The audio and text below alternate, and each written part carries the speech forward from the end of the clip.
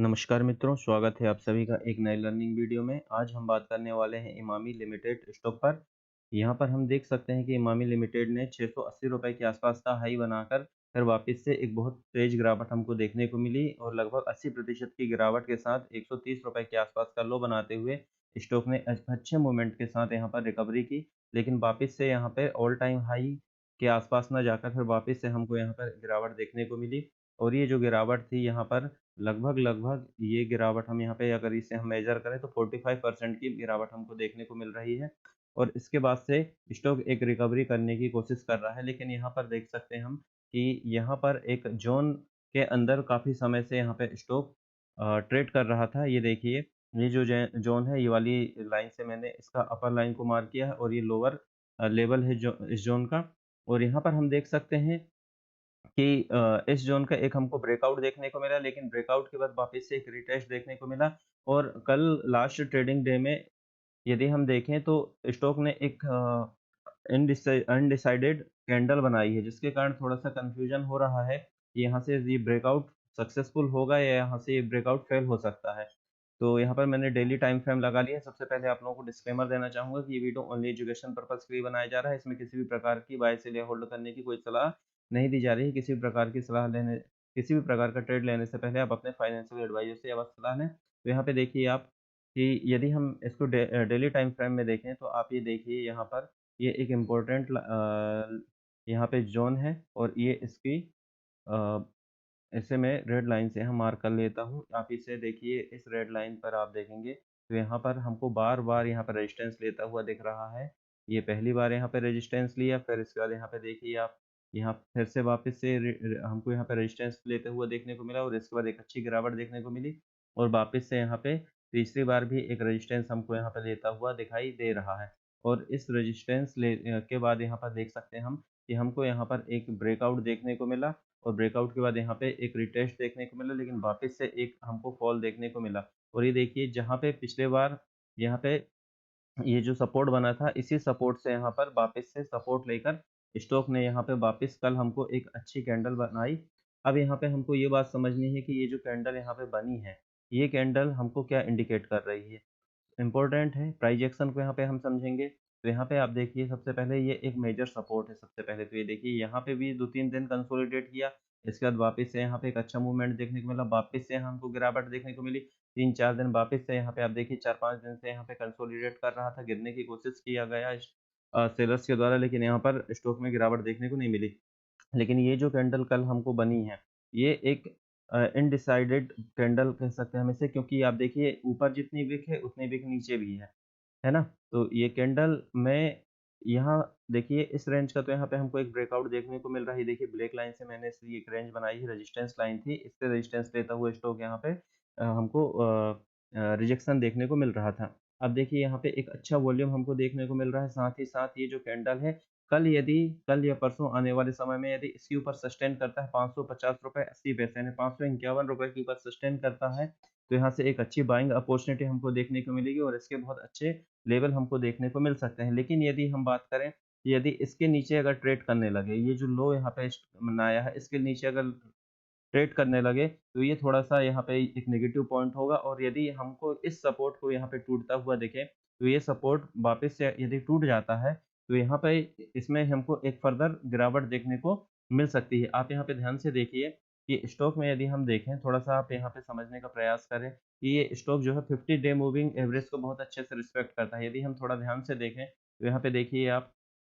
ये थोड़ा पीछे ले चलता हूँ, यहाँ देखिए आप 50 डे मूविंग एवरेज से ये देखिए रिजेक्शन ले रहा था, ये रिजेक्शन यहाँ पे आप देखिए 50 डे मूविंग एवरेज से यहाँ पे देखिए रिजेक्शन लिया, फिर रिटेस्ट किया, फिर यहाँ पे गिरावट आई, फिर वापस से ऊपर वापस से मूवमेंट आई, लेकिन स्टॉक 50 डे मूविंग एवरेज को फिर से देखिए आप यहाँ पे बार-बार रिजेक्शन लेता हुआ यहाँ पे ब्रेकआउट तो हुआ, लेकिन सस्टेन ना होके फिर से वापस यहाँ पे हमको गिरावट देखने को मिली। इसके बाद यहाँ पे देखिए आप 50 डे मूविंग एवरेज का एक हमको ब्रेकआउट देखने को मिला और ब्रेकआउट के बाद वापस से आप देखिए यहाँ पे ये रिटेस्ट करता हुआ 50 डे मूविंग एवरेज को ऊपर गया, फिर वापस से यहाँ रिटेस्ट करता हुआ इसी ये रेड लाइन आप देखिए यहाँ पर, इसको इससे रेजिस्टेंस लेता हुआ वापस से यहाँ पे गिरा।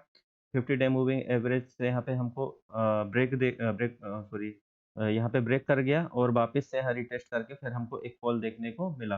तो 50 डे मूविंग एवरेज को बहुत अच्छे से यहाँ पे आप देख सकते हैं कि रिस्पेक्ट करता है। यहाँ से भी हमको रिजेक्शन देखने को मिला, यहाँ से भी हमको 50 डे मूविंग एवरेज से एक रिजेक्शन देखने को मिला। अब यहाँ पे देखिए कि आप यहाँ से यदि आप देखेंगे, तो ये देखिए यहाँ से वापस से यहाँ हमको एक ब्रेकआउट देखने को मिला, ये रिटेस्ट हुआ, वापस से ऊपर गया, फिर से वापस से 50 डे मूविंग एवरेज के पास आके अपने आप को एवरेज करके एक अच्छा मूवमेंट हमको देखने को मिला। तो 50 डे मूविंग एवरेज बहुत इम्पोर्टेंट रोल यहाँ पे प्ले कर रहा है इस स्टॉक के लिए। तो यदि यहाँ पे वापस से हम देखेंगे तो ये देखिए 50 डे मूविंग एवरेज के आसपास से ही स्टॉक ने वापस से यहाँ पे सपोर्ट लिया है। अब यदि इसके हाई को यहाँ पे क्रॉस करता है तो एक अच्छा मूवमेंट हमको देखने को मिलेगा, लेकिन अगर इसको क्रॉस कर देता है, ये सपोर्ट लाइन को ब्रेक कर देता है, तो ये 50 डे मूविंग एवरेज को ब्रेक करता हुआ फिर इस प्रकार से रेजिस्टेंस लेता हुआ फिर हमको फर्दर एक गिरावट देखने को यहाँ पर मिल सकती है। तो ये बहुत ही एक क्रूशियल लेवल पे इस समय ट्रेड कर रहा है इमामी लिमिटेड। तो चलिए मैंने आपको बता दिया कि किस प्रकार से होगा, लेकिन अगर यदि यहाँ पे ब्रेकआउट हो जाता है, इस कैंडल येलो लाइन के ऊपर सस्टेन करता हुआ ब्रेकआउट करता है, तो फिर आगे के जो हमारे टारगेट है वो हम टारगेट देख लेते हैं। तो आगे के टारगेट के लिए थोड़ा-सा यहाँ पे आप ध्यान से देखिए, आने वाला जो रेजिस्टेंस रहेगा वो ये रेजिस्टेंस ये हाई रहेगा। इस हाई के पास हमको एक रेजिस्टेंस देखने को मिल सकता है ₹620 के आसपास का, और इसके बाद यदि इसको क्रॉस करता है तो ऑल टाइम हाई के ऊपर हमारा जो टारगेट है वो टारगेट ₹713 के आसपास का निकल के आता है, और ऑल टाइम हाई जो है स्टॉक का ₹680 है। तो ₹680 के बाद वापस से एक थोड़ा-सा रेजिस्टेंस देखने को मिलता है। तो आप चाहें तो 680 में अपना प्रॉफिट बुक कर सकते हैं पूरा, या फिर कुछ आंशिक प्रॉफिट बुक करके कुछ स्टॉक्स आप रख सकते हैं। और यदि इसको ब्रेक करता है तो फिर लगभग ₹713 के आसपास तक ये टारगेट हमको यहाँ पर देखने को मिल सकता है। यदि हम इसके फंडामेंटल पे बात करें तो यहाँ पे स्टॉक पे 34.3 है और इंडस्ट्री पे 41.1 है, तो अंडर वैल्यूड स्टॉक है। आरओसी और आरओई बहुत अच्छा है, 28.3 के आसपास है, बहुत अच्छा है। डेब्ट ओनली 90 करोड़ रुपए का है। डेब्ट टू इक्विटी रेशियो यहाँ पे 0.04% की हमको देखने को मिल रही है। यदि हम यहाँ पर क्वार्टरली रिजल्ट देखें तो लास्ट 2-3 क्वार्टर में यहाँ पे रिजल्ट हमको देखिए, दिसंबर में 983 करोड़ की सेल्स देखने को मिल रही है, मार्च में थोड़ी कमी हुई, और जून में भी थोड़ी-सी कम देखने को मिल रही है। तो लास्ट 2 क्वार्टर में यहाँ पे हमको सेल्स में कमी देखने को मिल रही है। नेट प्रॉफिट में भी आप देखिए लास्ट 2 क्वार्टर से कमी देखने को यहाँ पर मिल रही है। यदि हम एनुअल रिपोर्ट देखें तो यहाँ प्रॉफिट एंड लॉस में आप देखिए कि मार्च 2023 में 3406 करोड़ की यहाँ पे हमको सेल्स देखने को मिली है, लेकिन मार्च 2022 से यहाँ पे सेल्स में हमको वृद्धि देखने को मिल रही है। तो सेल्स आप देख सकते हैं कि कंटिन्यूअसली यहाँ पे सेल्स कंपनी की बढ़ रही है, तो ईयर ऑन ईयर में कोई प्रॉब्लम हमको दिखाई नहीं दे रही है। 2 क्वार्टर में बस थोड़ी-सी गिरावट देखने को मिली। ऑपरेटिंग मार्जिन की बात करें तो लगभग 29 से 25% के आसपास स्टॉक में मार्जिन रहता है, जो कि बहुत अच्छा है। और यदि हम प्रॉफिट बिफोर टैक्स की बात करें तो 670 करोड़ रुपए का profit before tax last year देखने को मिला, और लास्ट ईयर से हमको यहाँ पे थोड़ी-सी कमी देखने को मिल रही है। नेट प्रॉफिट में भी हमको कमी देखने को मिल रही है। यदि इसके अलावा हम रिज़र्व्स की बात करें तो कंपनी का जो रिज़र्व्स मार्च 2023 में है वो 2259 करोड़ है। तो रिज़र्व्स आप देख सकते हैं कि कंपनी ने लगातार अपने रिज़र्व्स को यहाँ पे बढ़ाए हैं। तो कंपनी अपना पैसा लगातार बढ़ा रही है, और कंपनी के पास जो बोरोइंग थी आप यहाँ पे देख सकते हैं, डेब्ट में लगातार यहाँ पे कमी हमको देखने को मिल रही है।